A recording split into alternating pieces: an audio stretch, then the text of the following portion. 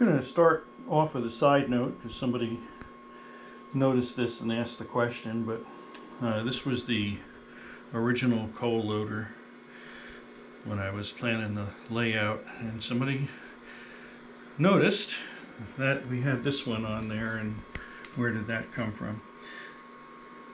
This one here is a Frankenstein coal loader.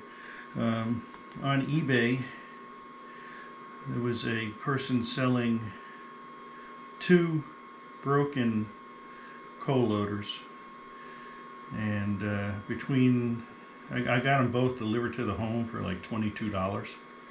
So between those two, what I ended up doing is rebuilding one and ended up with this. So I painted the engine housing yellow, and cost of the repair was a new belt. So I added the new belt, so that was about $10. So for $30, I got the yellow one, and I drilled a hole in the base and mounted a work light. So this is the one I'm going to use on my layout and in place of this one.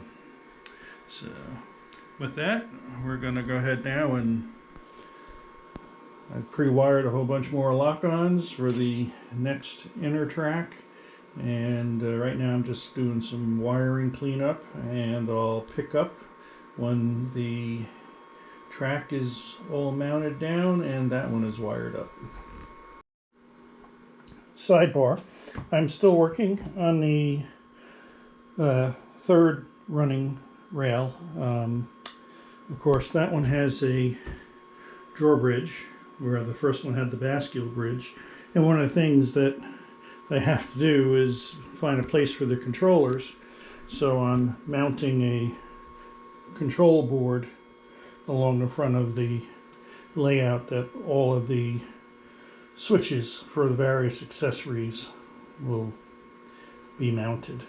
So how I'm doing that is I went to Home Depot, got some of the Stimson hardware. This is, I believe it's a 33-degree angle stuff, and screwing that under my lip, such as that, and then screwing the board onto that to mount the switches. Installation's been completed of the new molding. And I got my first two switches mounted. One's for the bascule bridge and the other will be for the drawer bridge. So that's the end of that sidebar, and next step will be running the power for the track and the bridge.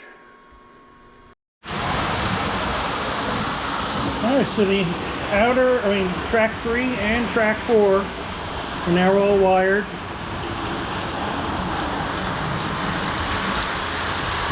All the switches are now hooked up and powered. And let me slow these guys down here a second.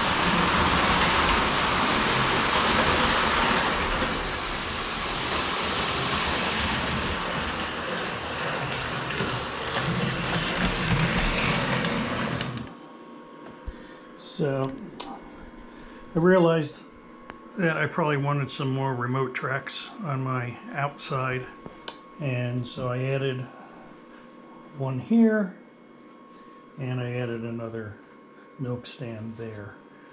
This one here is going to be for the merchandise car and the barrel loader cars, so we'll be dealing with that.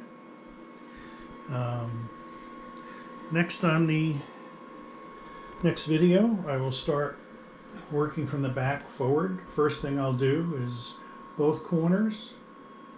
Underneath there, I will cut away the platform in case there is a reason that I need to get back there. I'll be able to reach stuff and put it back on the track. The holes were there before with the other layout, but they were under the tunnel. So it's just a matter of cutting through the top layer. So that's going to conclude this video, and I'll pick up with the beginnings of accessories, and that'll lead into landscaping. I am going to do a sidebar video. Going to cover the ins and outs and the do's and don'ts of a DCS system. And I'll explain what I mean by that. Just watch it on the next video. Have a good day, everyone.